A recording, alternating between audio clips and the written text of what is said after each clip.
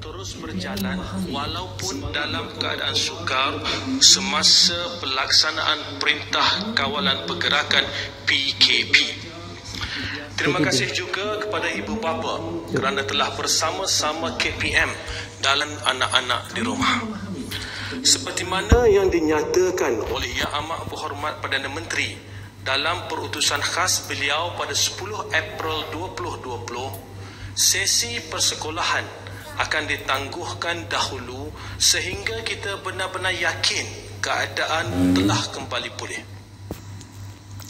Pada masa yang sama, KPM memahami semangat berkobar-kobar lebih 5 juta anak-anak yang ingin kembali ke sekolah untuk belajar seperti biasa dan bertemu guru-guru serta rakan-rakan.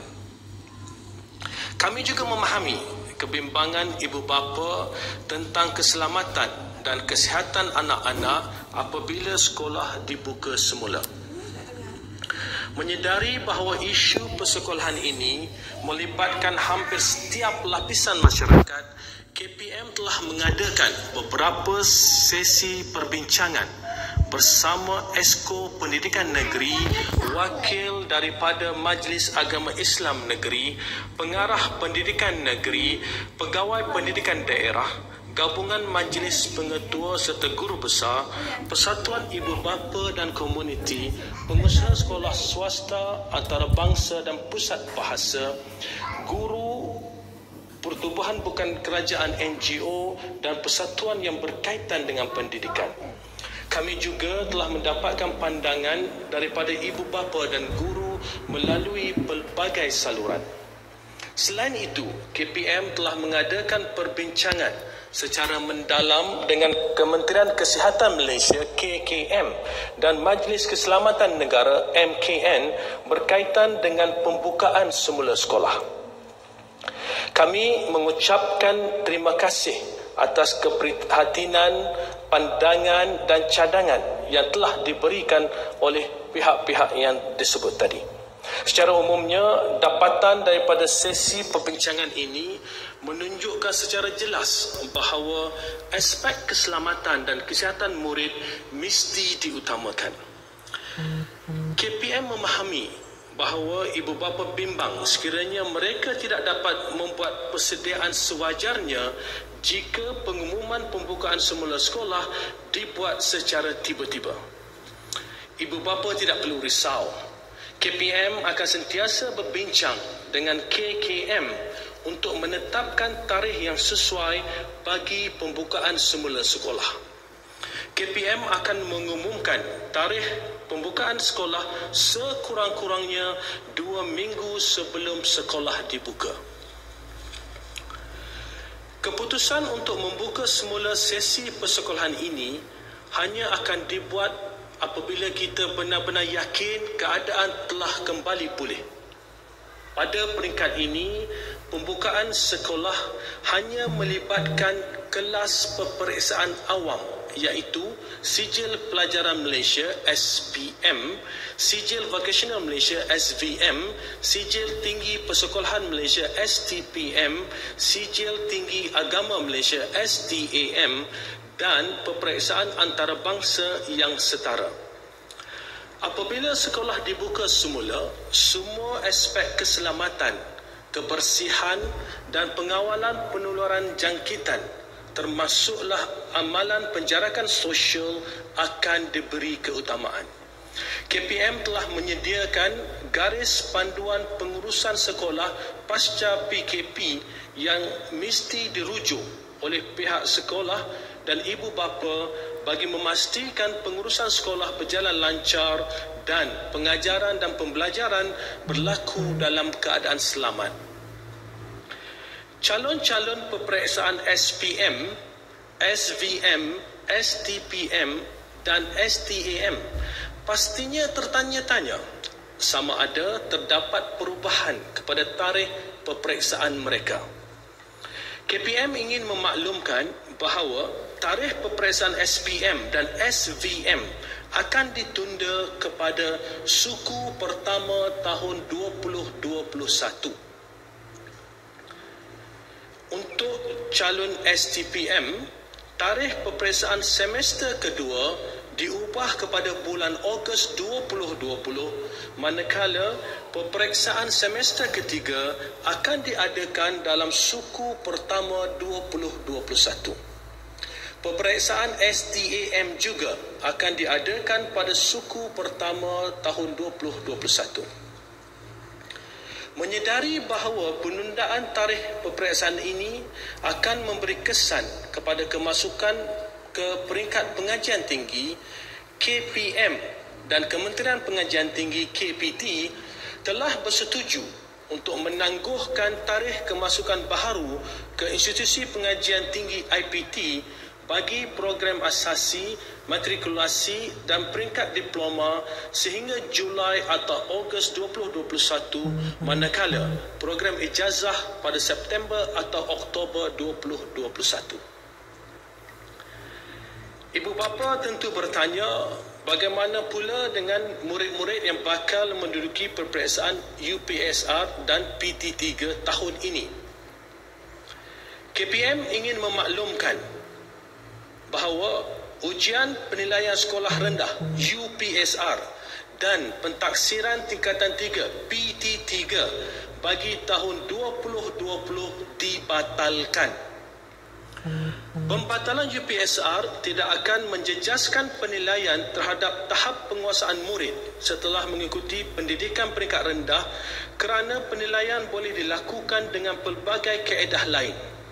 Memandangkan keputusan UPSR dijadikan satu daripada kriteria pemilihan untuk kemasukan ke Sekolah Berasrama Penuh SPP, Sekolah Menengah Kebangsaan Agama SMKA, Maktab Rendah Sains Mara MRSM dan Maktab Tentera Diraja MTD, KPM akan memperkenalkan kaedah baharu bagi tujuan ini yang tidak hanya tertumpu kepada prestasi akademik semata-mata. Pembatalan PT3 tidak akan menjejaskan penilaian tahap penguasaan murid di peringkat menengah rendah. Satu kaedah baharu akan diperkenalkan.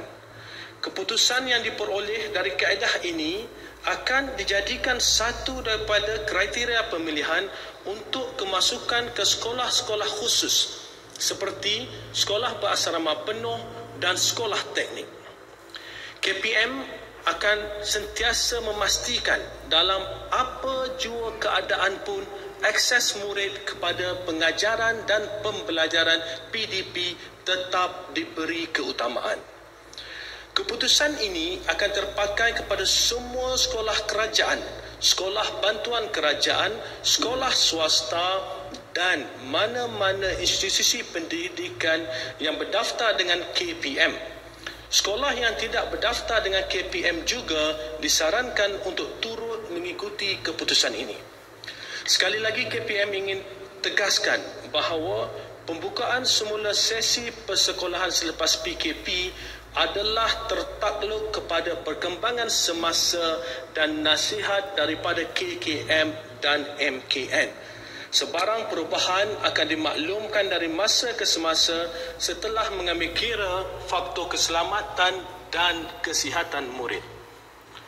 Bukit sama didaki, lurah sama dituruni, sama-sama kita harungi cabaran ini. Sekian, terima kasih.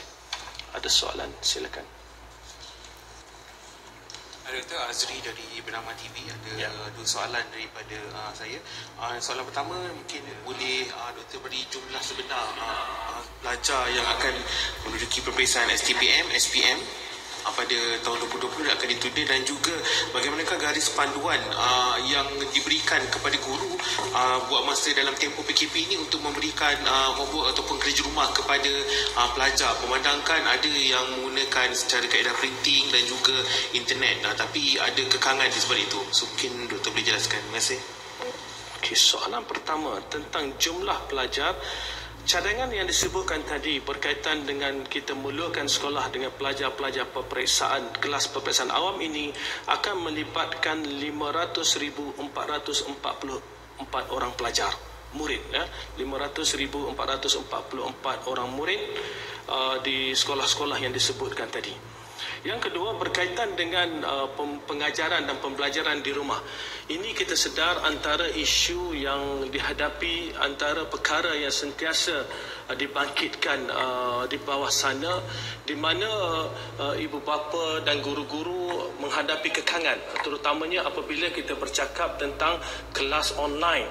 Kelas online ini masing-masing menghadapi kekangan, dan kita dalam garis panduan yang kita berikan kepada guru-guru pada awal PKP tempoh hari, kita telah nyatakan perkara paling penting, prinsip asasnya ialah, pertama sekali, guru perlu mengambil kira kekangan yang dihadapi oleh guru dan kekangan yang dihadapi oleh pelajar dalam menetapkan kaedah mana yang patut diguna pakai dalam menyampaikan pengajaran untuk anak-anak di rumah. Itu paling penting. Kerana apa? Kita sedar bahawa online access ini ada kekangan masing-masing. Ya, kita di kementerian telah mengadakan satu kaji selidik. Kaji selidik melibatkan seramai lebih 670 orang ibu bapa dengan jumlah 670,000 orang ibu bapa dengan jumlah murid hampir 900,000 orang murid, ya, hampir 900,000 orang murid, di mana daripada kaji selidik ini kita dapati bahawa pemilikan hardware ataupun alat-alat ataupun peranti elektronik untuk membolehkan pengajaran dan pembelajaran dilaksanakan di rumah agak terhad. Yang saya bagi contoh, dalam sampel hampir 900,000 orang pelajar ini, hanya 6% yang mempunyai komputer peribadi, 5.76% yang mempunyai tablet, 9% mempunyai komputer riba, dan 46% mempunyai telefon pintar. Selebihnya 36.9% tidak mempunyai sebarang peranti. Tapi kalau kita campur semua persentage itu, dia akan lebih, sebab setengah pelajar ni dia ada lebih daripada satu peranti. Jadi jika kita lihat dalam konteks ini, pengajaran di rumah ini merupakan satu cabaran, ya, untuk pertama sekali ibu bapa yang anak-anak mereka tidak mempunyai peranti. Yang kedua, akses internet. Sebagai contoh, kalau untuk mereka buka Cikgu Tube yang dalam platform yang disediakan oleh KPM, untuk dalam konteks internet yang terlalu perlahan, maka ianya akan mengambil masa yang cukup panjang. Sebab itu, daripada awal kita tekankan pada guru-guru dalam garis panduan yang diberikan bahawa ambil kira kekangan yang dihadapi oleh pelajar-pelajar di rumah dalam menetapkan apakah kaedah yang patut diguna pakai untuk melaksanakan pengajaran dan pembelajaran di rumah. Ada lagi? Silakan. Ya. Baik, YB, saya Kamal dari RTM. Pada permulaan sekali mengenai dengan tadi, ya, difahamkan bahawa PT3 dibatalkan. Ya. Jadi bagaimana, ya, pihak pelajar nanti membuat pilihan untuk jurusan ataupun mungkin silibus pada tingkatan 4 nanti? Soalan pertama. Soalan kedua ialah mengenai maklum balas mengenai dengan saluran pendidikan yang telah pun ke udara sepanjang PKP ini. Bagaimana maklum balasnya? Itu saja. Okey. Seperti mana saya sebut tadi, dalam sesi perbincangan libat urus yang kita laksanakan melibatkan ramai, ya, pelbagai pihak yang saya sebutkan tadi, kita sedar bahawa antara perkara utama yang ditekankan oleh ibu bapa adalah bagaimana kalau kita batalkan UPSR, kalau kita batalkan PT3, apakah kaedah yang akan digunakan untuk memenuhi keperluan sama ada ke asrama dan sebagainya. Maka seperti mana saya sebut tadi, kita akan adakan satu kaedah baru, mengambil kira kekangan yang ada untuk membolehkan segala perkara teknikal yang perlu dilaksanakan akan dapat dilaksanakan dengan baik.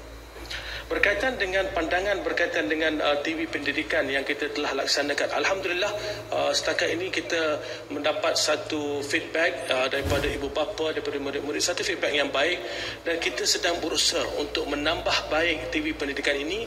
Terutamanya kita sedar bahawa 2 jam ini agak terhad, ya, tapi dalam tempoh yang singkat, ya, kita pihak Kementerian Pendidikan telah bekerjasama dengan KKMM untuk sediakan TV pendidikan ini, dan insya-Allah kita akan terus tambah baik TV pendidikan ini untuk memastikan pelajar-pelajar mendapat manfaat sewaktu PDP di rumah, pengajaran dan pembelajaran di rumah.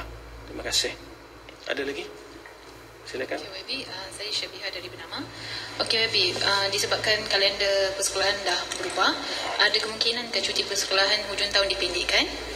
Dan satu lagi, bagaimana kementerian akan pastikan pelajar di luar bandar, terutamanya di Sabah dan Sarawak, tidak tercicir dengan keadaan sekarang ni? Terima kasih. Pertama sekali berkaitan dengan takwim, berkaitan dengan penggal persekolahan, sebarang makluman berkaitan hal ini kita akan maklumkan dari masa ke semasa. Ya, pada hari ini jadual atau takwim kekal seperti mana yang sedia ada untuk penggal persekolahan. Ya, yang kita sebut tadi berkaitan dengan tarikh peperiksaan. Ya, takwim yang ada pada hari ini kekal seperti mana sedia kala, sehinggalah kita maklumkan jika terdapat sebarang perubahan. Berkaitan dengan pelajar-pelajar kita di kawasan luar bandar, termasuklah di anak-anak kita di Sabah dan Sarawak, inilah saya sebut tadi bahawa kita ambil kira semua kekangan yang dihadapi dan kita telah memaklumkan kepada guru-guru supaya mencari kaedah yang terbaik. Kerana apa? Kita tidak ingin ada mana-mana pelajar yang ketinggalan ataupun yang detach, yang terus daripada sekolah di sewaktu PKP ini. Oleh itu kita yakin kemampuan guru-guru kita untuk mencari kaedah yang terbaik. Guru-guru ini cukup kreatif. Kalau dia tak boleh satu cara, kadang-kadang dengan telefon pun dia buat pelbagai kaedah dia boleh gunakan. Dan saya yakin dengan usaha guru-guru ini kita akan dapat laksanakan pengajaran dan pembelajaran dengan baik. Cuma tidaklah seperti mana jika anak-anak ini ke sekolah. Dari masa ke semasa kami di kementerian akan terus pastikan bahawa usaha-usaha dibuat bagi memastikan delivery atau penyampaian itu dapat ditingkatkan. Ada lagi? Ya, silakan. Saya ada dua soalan. Ya. Soalan pertama ialah tadi doktor dah beritahu selepas sekolah dibuka, so akan ada guideline baru yang akan diberikan kepada sekolah selepas pasca untuk COVID-19. Jadi adakah penjarakan sosial tu akan terpakai walaupun sekolah itu dibuka selepas pasca COVID-19?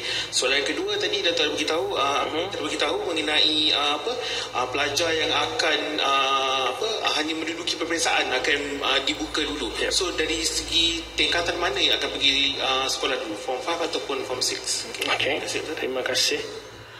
Soalan pertama, selepas dibuka semula, adakah penjarakan sosial akan dilaksanakan? Jawapannya iya. Ya. Apabila sekolah dibuka semula, itulah antara perkara yang kita teliti. Sebab itu kita kata kita akan berikan garis panduan untuk sekolah-sekolah ini sebelum dibuka, dan di mana jika sebelum ini katakanlah kelas ada seramai 35 orang pelajar, apabila kita laksanakan penjarakan sosial, 35 orang pelajar dah tak muat masuk satu kelas. Jadi apa kita perlu lakukan? Kita perlu sama ada mencari dewan yang lebih besar ataupun kelas terpaksa gunakan 2 kelas dan sebagainya. Dan perkara-perkara ini kita dah teliti. Dan apa yang penting, apabila dibuka sekolah kelak, ya, garis panduan yang kita sediakan bersama KKM ini setiap sekolah kena patuhi. Pematuhan itu adalah wajib, ya, dan peranan ini akan dimainkan oleh pihak pejabat pendidikan daerah untuk memastikan setiap sekolah mematuhi garis panduan termasuklah penjarakan sosial. Dan juga kita tahu kebersihan dan sebagainya, faktor-faktor kebersihan dan faktor laluan sebagai contoh. Nak pergi sekolah ni sebelum ni boleh 2 ways, 2 hala. Mungkin lepas ini kita tengah susun, supaya laluan itu sehala sahaja, dari tangga mana naik, tangga mana turun dan sebagainya. Kita amat teliti dalam memastikan apabila dibuka kelak, semua garis panduan yang kita ada, setiap sekolah akan patuhi. Yang kedua, berkaitan dengan tingkatan mana tadi, seperti mana saya sebut tadi, adalah tingkatan yang akan, atau kelas yang akan menghadapi peperiksaan awam, iaitu tingkatan 5 dan tingkatan 6 atas. Tingkatan 5 dan tingkatan 6 atas yang akan menghadapi peperiksaan nanti. Ya, tingkatan 5 dan tingkatan 6 yang akan menghadapi peperiksaan. So itu key, itu adalah asasnya. Tingkatan lain, seperti mana saya sebut, untuk pelaksanaan garis panduan ini kita perlu penelitian. Jadi bila sekolah dibuka kelak, terhad kepada tingkatan 5 dan tingkatan 6 sahaja. Okey? Ada lagi? Ya, silakan. Saya Roslyn dari Bernama. Soalan saya, sudah ada atau tidak perbincangan mengenai mekanisme yang akan diambil untuk menggantikan tempoh persekolahan yang tertangguh disebabkan PKP ini? Okey. Pertama sekali mekanisme. Sewaktu PKP ini, melainkan beberapa hari selepas PKP itu, sewaktu PKP ini pengajaran dan pembelajaran berjalan seperti biasa. Ya, pengajaran dan pembelajaran berjalan seperti biasa dan guru-guru menyampaikan kepada pelajar-pelajar melalui pelbagai kaedah seperti mana kita sebutkan tadi. So oleh itu, seperti mana yang saya jelaskan, pengajaran dan pembelajaran berjalan seperti biasa dan penggal persekolahan adalah berjalan seperti mana yang telah dijadualkan. Ada lagi? Silakan. Ya. YB, mungkin ada satu persoalan mengenai dengan pembukaan tadika dan taska. Ini bukan berada di bawah kementerian, tapi mungkin ada tak di pihak kementerian sendiri untuk berbincang di bawah JKM dan sebagainya mengenai dengan pembukaan taska dan tadika, Ya. Bagaimana YB? Okay, berkaitan dengan tadika, kami di bawah KPM ada prasekolah KPM yang mana perkara ini kita bincangkan dengan teliti, ya. Setiap perkara itu diperincikan supaya kita dapat memahami, menganalisa kesannya. Jadi antara, jika kita lihat, ya, fokus kita adalah kepada kelas yang lebih tingkatan yang lebih tinggi, yang mereka boleh sedang lebih mudah untuk dikawal oleh guru-guru. Cabaran utama di peringkat kelas yang tadika ini sebagai contoh adalah kaedah nak lakukan penjarakan sosial. Lama tak jumpa kawan-kawan nak melakukan penjarakan sosial dan sebagainya. Itu merupakan satu kekangan utama. Sebab itu kita kata tadi, apabila sekolah dibuka, bila dah ditetapkan tarikh bila sekolah dibuka, yang pergi dahulu adalah pelajar tingkatan 5 dan pelajar tingkatan 6. Okey? Ada lagi? Silakan. Soalan saya, untuk tahun ini Form 5 akan duduk untuk tahun hadapan punya exam, kan? Yeah. Okay. Jadi ada tak pertidihan kelas di antara Form 4 sekarang untuk tahun depan? Okey, terima kasih. Itu satu soalan yang baik, ya. Seperti mana saya kata tadi, kita meneliti, kita ni dalam COVID crisis ni kita bergerak hari ke hari, ya. Kita tak boleh nak predict, tak boleh nak jangka masa depan berbulan-bulan. Kita bergerak daripada hari ke hari meneliti dan melihat sesuatu perkara itu, dan oleh yang demikian kita akan perincikan bagaimana kaedah yang terbaik apabila masuk tahun baru, tahun hadapan, bagaimanakah apabila pelajar tingkatan 4 ini akan masuk tingkatan 5 dan sebagainya. Kita akan perincikan hal tersebut, dan sekarang ini kita telah ada pelbagai option yang kita sedang pertimbangkan. InsyaAllah apabila sampai masanya, saya akan umumkan kelak. Okey, ada lagi? Macam mana? Ya, perkara yang sama berkaitan dengan pelajar tingkatan 6, ya, yang rendah, yang masih peringkat awal, yang perlu menduduki peperiksaan seterusnya. Jadi kita teliti, sebab kita tahu apabila kita lambatkan satu penggal, maka akan berlaku pertindihan. Tapi banyak kaedah yang kita boleh laksanakan. Cuma buat masa ini, manakala tempoh itu masih ke depan dan masih lagi banyak ketidaktentuan, jadi kita akan perincikan kemudian, dan kita telah ada berbagai option yang kita pertimbangkan. Apa sahaja yang option yang kita adakan atau kita pilih, KPM, ini KPM ingin menegaskan bahawa pelajar-pelajar, kita akan pastikan setiap pelajar yang akan menduduki peperiksaan itu mendapat ruang secukupnya untuk mereka membuat persediaan sebelum mereka menduduki peperiksaan masing-masing. Itu penting, ya. Kita sedar kekangan yang ada, kita akan pastikan ruang itu ada, peluang untuk pelajar-pelajar itu memenuhi apa sahaja yang diperlukan sebelum menduduki peperiksaan itu, sama ada dari segi kurikulumnya ataupun apa-apa perkara berkaitan dengan kurikulum. Dalam konteks persediaan untuk peperiksaan, kita akan pastikan pelajar-pelajar ini mempunyai ruang untuk bersedia sebelum menduduki sebarang peperiksaan. Okey? Ada lagi? Ya, silakan. Itu soalan saya. So ada yang bertanyakan bagaimana pula dengan ujian penilaian kelas KAFA UPKK. Okey, sebab itu saya sebut tadi, dalam konteks libat urus, saya dah berbincang dengan semua kerajaan negeri, dengan majlis agama, khususnya berkaitan dengan ujian kafar dan sebagainya, dan kita tekankan bahawa sekiranya keputusan kita untuk membatalkan UPSR, maka negeri-negeri secara umumnya bersetuju bahawa mereka akan mengambil langkah yang sama. Apa yang penting sekarang adalah keselamatan anak-anak. Keselamatan anak-anak. Anak-anak ini masih kecil, ruang mereka untuk menamatkan pengajian ini jauh lagi. Jadi kita utamakan keselamatan anak-anak untuk memastikan supaya pelajar-pelajar ini terlindung. Pelajar-pelajar UPSR, untuk makluman semua, hampir 450,000 orang. Ini bukan sikit, ya, bukan sikit. Ini pelajar-pelajar ni jumlah yang besar, hampir 450,000 orang di seluruh negara. Jadi kita ingin pastikan bahawa risiko jangkitan kepada satu jumlah yang besar ini dapat diminimumkan. Okey? Ada lagi? Yes, silakan. Baik, YB, negara menghadapi krisis penularan wabak COVID-19. Pastinya banyak perkara yang berubah, khususnya dalam pembelajaran dan juga pengajaran. Jadi pada peringkat ini, bagaimana kementerian melihat prestasi pelajar-pelajar yang akan menghadapi peperiksaan besar ini?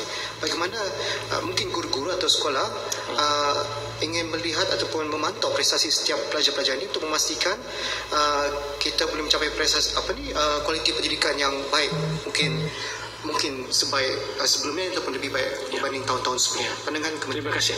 So itu antara pertimbangan kita apabila kita membuat keputusan untuk menunda peperiksaan ini, kerana kita ingin pastikan bahawa mereka mendapat ruang secukupnya dan ruang yang sebaiknya. Sebab itu dari masa ke semasa kita telah maklumkan kepada guru-guru supaya guru-guru terus menambah baik kaedah pengajaran dan pembelajaran untuk anak-anak atau untuk murid yang berada di rumah pada waktu ini. Jadi di peringkat awal memanglah PKP ini tidak pernah berlaku dalam sejarah. Ini merupakan satu kejutan bukan saja pada sistem persekolahan tetapi kepada seluruh negara. Jadi sebab itu kita lihat pada peringkat awalnya masing-masing mengambil sedikit masa untuk menyesuaikan diri, dan saya yakin apabila beberapa usaha ini telah dilaksanakan secara berterusan, maka guru-guru sendiri akan nampak ruang-ruang atau peluang-peluang yang boleh digunakan untuk meningkatkan kualiti penyampaian kepada pelajar-pelajar, untuk memastikan bahawa pelajar yang berada di rumah, anak-anak yang berada di rumah mendapat yang terbaik. Ada lagi? Ada? Terima kasih. Assalamualaikum warahmatullahi wabarakatuh.